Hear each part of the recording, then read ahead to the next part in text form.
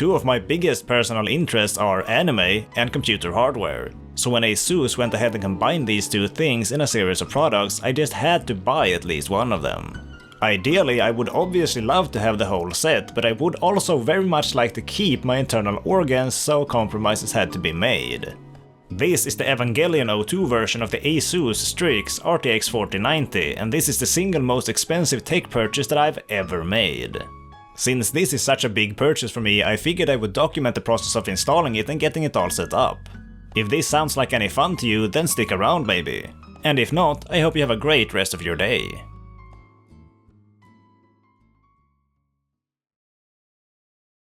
Alright, I only just got home after having driven out to pick this up in the mail, so let's get to unboxing this thing. This isn't actually the first collaboration of this kind. ASUS did a similar thing for Nvidia's 3000 series GPUs featuring EVA 01 instead of EVA 02. But those designs didn't really catch my attention, so I ended up sleeping on that generation. The EVAs themselves are plenty cool, but they're certainly not in the same league as cute anime girls. This time around, however, they went and plastered this cool piece of Asuka art on a bunch of computer parts, so obviously I was sold instantly. I have also been in the market for a new GPU lately, so the timing just seemed right. If there was ever going to be a time for me to upgrade, it would be now. Who knows when an anime design like this will come around again. Neon Genesis Evangelion also just happens to be my second favorite series of basically all time. This Asuka figure is actually the very first anime figure that I ever bought, way back in 2014. The first of very many. Even just this box is really quite fancy. I appreciate the fact that they have printed this artwork even on the boxes like this. It's a bit of a shame that it is in such an out-of-the-way spot on the GPU box, but what can you do, I guess. It would look awesome in my box pile if the illustration would be more front and center. I was slightly tempted to get the matching case too, mostly because this artwork is absolutely huge in that box, but I'm not too keen on the weird and exaggerated shape of this case, so meh. Anyway, here's the card itself. Pretty damn hype. I'm really digging the sleek metallic look of these new Strix coolers, and especially in this red color scheme it looks damn nice. And here we have the big MVP, Asuka herself. Pretty much the biggest reason for why I absolutely wanted this card. It kind of blows my mind that an anime character is printed onto a high-end GPU like this in an officially licensed product. This is such a cool little collector's item for a nerd like me. Also, this card is just absolutely massive. I have been able to gather as much by looking at images and videos of these 4090 GPUs, but actually holding one myself is really something else. It will be interesting to try to fit this thing into my case, that might be a bit of an adventure. Just for the sake of reference, here's an 8800 GTX. The 8800 GTX isn't even really a particularly small card or anything, but it looks absolutely puny in comparison to the behemoth that is the 4090. I kind of wish I had a loose GT 1030 or something to compare it to as well, that would probably be pretty comical.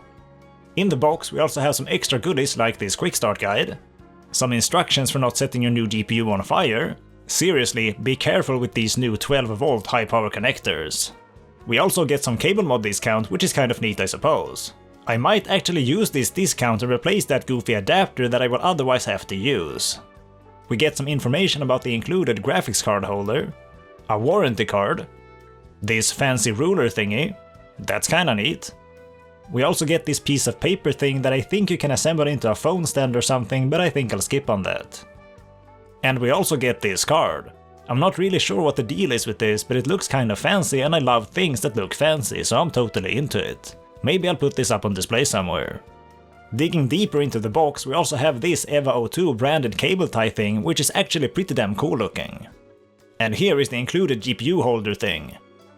ASUS does actually have a separate Evangelion branded GPU stand that has RGB and stuff, which I also did buy, so I'm hoping to be able to use that instead. I am getting pretty worried about the clearance in my case at this point though, so who knows how that will go. This GPU holder also doubles as a screwdriver apparently. That's pretty cute. And finally, the last thing we have in this box is this dreaded adapter. I've never used one of these before, but they just look hella clunky to me. Having to have 4 connectors just dangling off of the GPU like this is not my idea of a good look, but it's the only choice I have for the time being, so I guess it will have to ride. And since that was the last item, it's time to get the GPU installed into my system and pray that I don't have to saw through my case in order to get it in.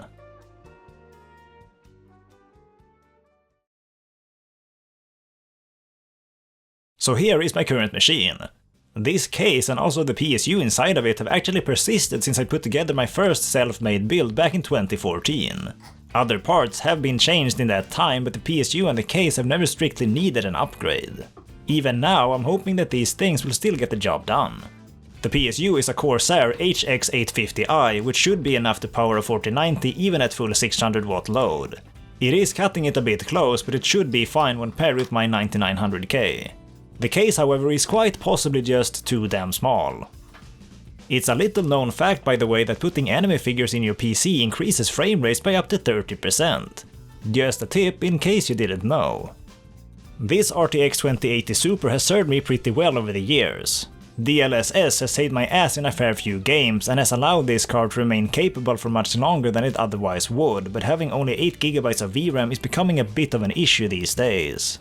The fact that this card only has HDMI 2.0B ports has also been a limitation for me, as I bought an LG C1 TV a little while back that requires HDMI 2.1 in order to be fully utilized.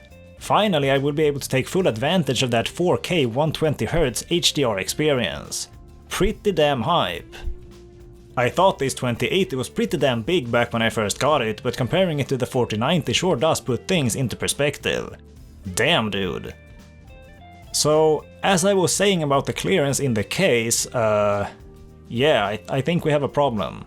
I do think it will technically fit if I could somehow magically teleport it into the right spot, but actually maneuvering this big block of metal into this tiny enclosure might not be very possible. Alright, I think I may have a plan. I've gone ahead and removed the CPU cooler, the RAM, and all of the hard drives that were being in the way over at the front of the case. This might just give me enough wiggle room to get the GPU into the right spot. Before that though, I have some plastic to peel off from this card. There's like a million separate pieces of plastic to remove from this thing. I'm not sure if I should be hyped or bothered.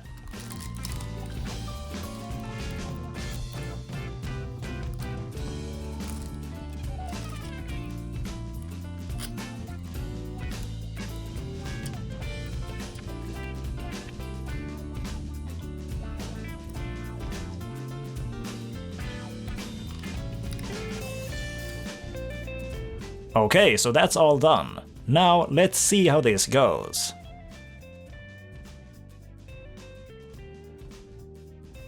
Holy crap, it's actually in. It's so long that a bit of it actually goes into the hard drive cages, but hey, if it works, it works. I'm pretty damn stunned that this big thing actually fits in this relatively small case. I was fully prepared to take a bolt cutter and cut out a part of that hard drive cage, but it looks like I won't have to. That is pretty sweet. That means that it's time for the spooky step of plugging in this power cable. I've heard of so many cases where these power cables have caught on fire and killed the cards, so I am just a tad bit worried. Most of these seem to boil down to user error, where people simply haven't plugged this cable the whole way in, so I'm going to make damn bloody sure that I do. There's some hair stuck to this cable already, what the hell, man. With the GPU successfully in place, let's see if we can also fit this fancy GPU holder in there. Turns out that the answer is no. I guess we'll be using this thing instead then. That's honestly fine, I don't mind that too much. This solution is probably the more clean choice anyway. Alright, now that is looking pretty good, man. I definitely wouldn't feel too good without a support bracket of some kind here, the weight of this card is no joke. Okay, so now I have a new problem. Remember how I removed the CPU cooler to get the GPU in? Yeah, well, turns out I can't actually mount this particular CPU cooler while the motherboard is installed into the case. I mean, I guess it's theoretically possible, but I most certainly cannot do it. These nuts are damn near impossible to get at even when the motherboard is loose, let alone when it's obstructed like this. Tip-top mounting system. Good job, Cooler Master. So I guess that more or less forces me to get a different CPU cooler. Amazing. Thankfully I have quite a few PCs lying around, so I'll just grab this Hyper 212 from this machine for now. I'm not very good at getting rid of old PC parts, so they just sort of end up accumulating. But I actually kind of enjoy just collecting random PC parts and hoarding them. It's pretty fun. Anyway, it might be time for me to actually get a proper AIO liquid cooler or something for my main rig. My 9900K has been running pretty hot with my old air cooler, and that story will probably only get worse with this Hyper 212. I should probably only do it this way as a temporary stopgap solution, but I guess we'll see what happens. Alright, the new CPU cooler is loose. Let's see if this thing will be any easier to install into my main machine. Before that though, I just have to clean off the old thermal goop that's left on it. I usually just use my girlfriend's nail polish remover when doing this, it seems to get the job done pretty well.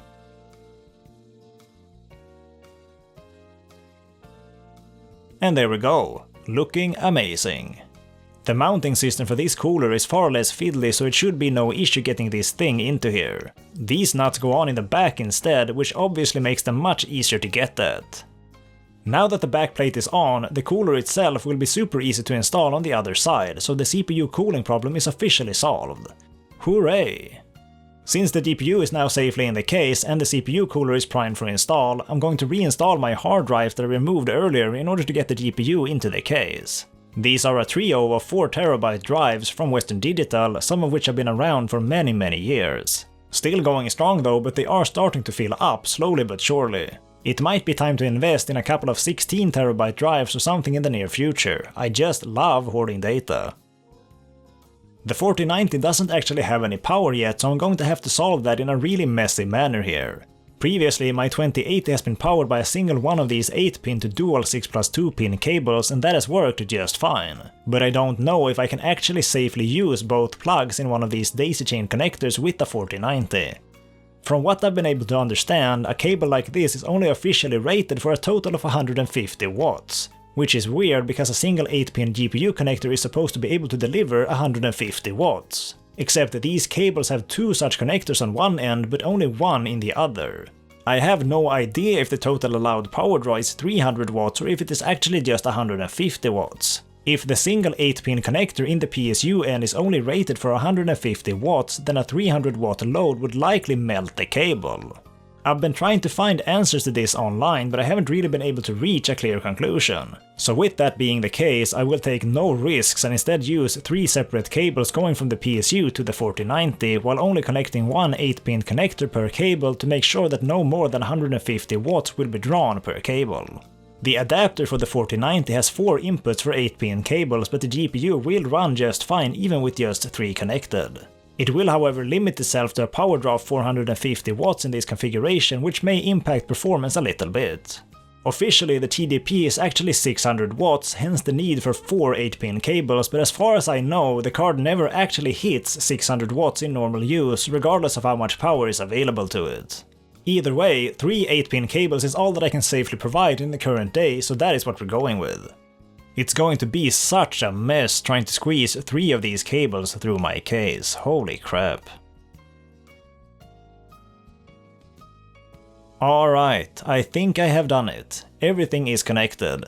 It was quite an ordeal, but I got there in the end. And it looks just god-awful honestly. What a mess.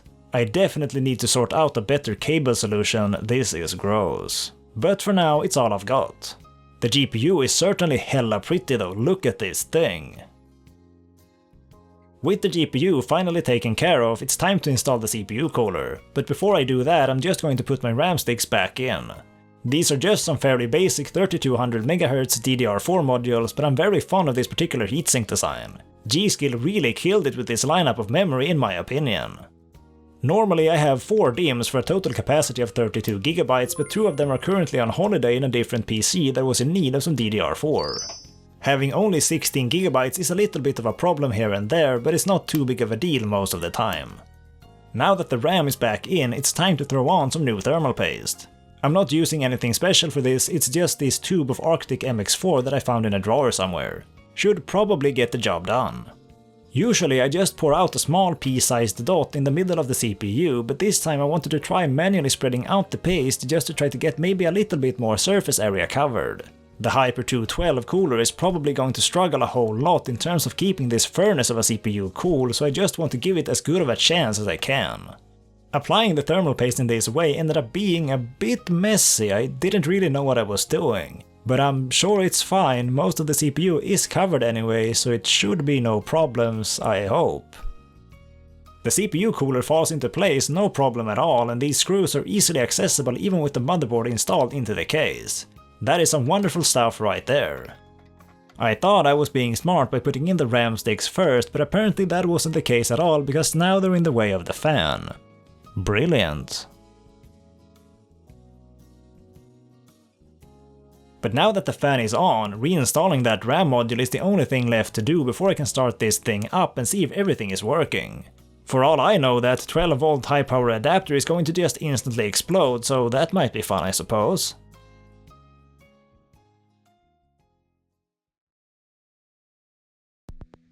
Okay, here we go. Booting up the PC for the first time with the 4090 installed. I am legitimately kinda spooked. I sure hope I managed to connect all of the power cables correctly and stuff.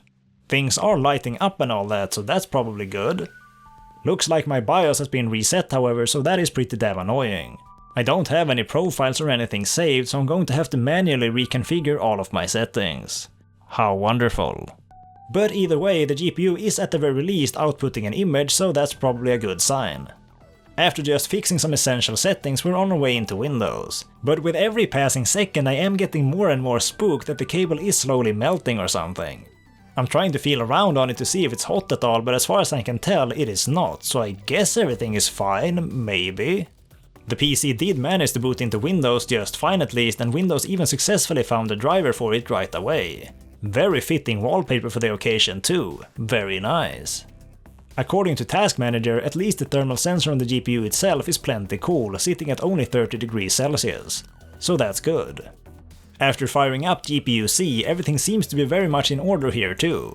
Amazing. I figured it might be a good idea to run some sort of stress test or benchmark just to see that all of the thermals will stay within expected levels, and the first thing that came to mind for me is the Final Fantasy XV benchmark. This might not be the best test for this card however, as it isn't even getting close to pushing the 4090 to its limits at these settings. But either way, all of the values seem to be where they should be. The temperature isn't going crazy or anything, and the voltage on the 16-pin power connector is right at 12 volts, which is where it should be. I've heard that if this voltage drops too far below 12 volts, that might be a sign that something is not quite right with the cable or the power delivery. I don't personally have a very deep understanding of this, so I may be completely talking out of my ass here, but that's what I've heard at least. But since the voltage is staying right at 12.0 volts, I'm guessing it's safe to assume that everything is working as it should. How very fantastic. Since everything appears to be working, I guess the only thing left to do is to put the side panels back on and move the PC back to its home desk. I am certainly very excited to see what this thing can do in some more demanding games and on my ultra-wide monitor. I just realized that I haven't done any measurements or anything to make sure that Shinobu is still going to fit under this big chunky GPU, so I guess I'm about to find out. Wow, that is like actually perfect. There's maybe half a centimeter's worth of margin. I hope the fans won't suck up her helmet or anything, that would maybe not be great. Okay, side panel is fully on. I really don't know how I feel about the way this cable is bending though, that really does not look too good to me. Like, is this safe? Is it going to combust? I've got no clue. The PC is now back where it belongs and everything is still working totally fine, for now at least. The GPU is looking absolutely stunning in there too, but that goofy power adapter sure is dragging things down a whole lot. I actually went ahead and ordered a fancy custom cable for it on CableMod, so I can't wait for that to arrive so that I can untangle this absolute mess of cables. Fast forward 2 months and the cable has arrived, and it's looking pretty damn sick too, check this thing out. Red and white is perhaps not the most thematically correct color scheme for EVA 02, but it's a color combination that I just really like a whole lot. Having some green and orange would maybe suit the theme better, and indeed one of the official boutique builds did do the cable that way instead. But this particular GPU doesn't actually have too much of either of those colors. On the top side it's more of a blend of red and white, so I figured that this might just work out. I'm definitely very pleased with how the cable looks on its own at least, and I'm stoked to see how it will look together with the card. I can't say that I'm all that excited to do all of the cable management yet again however, but you gotta do what you gotta do, right? This cable will also solve my power concerns with my current configuration, as this cable uses 3 8-pin connectors in the PSU end and the new 12V high power connector in the GPU end. It will allow the GPU to pull its full 600 watts, which the cable will distribute along 3 8-pin connectors for a maximum of 200 watts each. This is still over the typical spec of 150 watts, but this spec is based on stuff like wire gauge and all of that, and CableMod seems to be suggesting that this should be no issue with their cables at the very least. So let's hope that is actually accurate. Even if it isn't, going just 50 watts over spec probably won't be the end of the world, and the GPU will probably never pull 600 watts anyway. And even if it does, the PCIe slot itself can also provide up to 75 watts too, so everything is probably cool beans. Anyways, I'm going to go install this thing now. I am back, and I do believe everything is fully sorted now. The cable is looking quite fantastic in my opinion, and it's so nice to be rid of that clunky adapter thingy sticking right out of the GPU. The basement area down by the PSU is also a lot more clean now, so it's just good times all around. Getting all of this to work has certainly been a bit of an adventure, but it was all totally worth it. Just look at that beautiful piece of hardware. It was easily worth the effort, but if it was worth the money is perhaps a different story, as this special edition card came at a pretty hefty premium when compared to a normal ASUS Strix card, which is functionally identical. These GPUs are absurdly expensive already as it is, so paying almost 50% more just for a fancy skin sure did sting a little bit. But at the same time, this was just so perfectly in line with my tastes and preferences.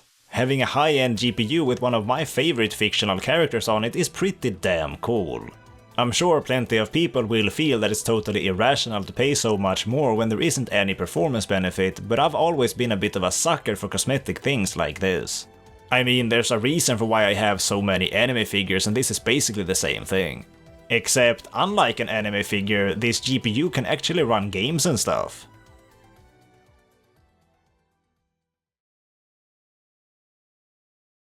I've had the card for a few months now as of me recording this, and it's been such a joy to be able to just crank any game and better utilize things like my 4K 120Hz TV. The first thing that I ended up doing was to replay The Last of Us Part 1, as this was a game that really struggled to run on my 8GB RTX 2080 before. Now though, I can totally max the settings and still get well over 120 FPS even at 4K, with HDR going and everything. I was expecting this thing to be capable of a lot, but I still didn't realize it would blow things out of the water quite to this degree. With any luck, I'll be able to stick with this GPU for a long damn time going forward. How much more graphically demanding can video games even get at this point? I'm sure the answer would surprise me, but either way, this thing has opened the door to so many fantastic experiences already, and I'm excited to see what it will be capable of doing as even more graphically demanding games start coming along. I'm really glad that I managed to get a hold of one of these special Evangelion cards before they were all gone. It doesn't look like any stores here in Sweden has any of these left in stock, so I might have grabbed one of the last few cards that were around. It would be nice to maybe grab the matching motherboard too one day, but who knows if that will actually end up being possible. But the GPU was certainly always going to be the most important piece for me, so it feels pretty cool to have been able to get it. Hopefully it will end up having a long life so that I won't have to shell out my entire life savings to ASUS in order to get it repaired. Big thanks for joining me on this little build log thing. Are there any cute anime girls that any of you would want to see on a GPU? Personally, I'd be so hyped for a Toho collaboration. It would be awesome to get my girl Reimi on some PC components. Until then though, that's all I've got. Thanks again for watching my stuff. I hope you have a cool day, and see you in the next video maybe.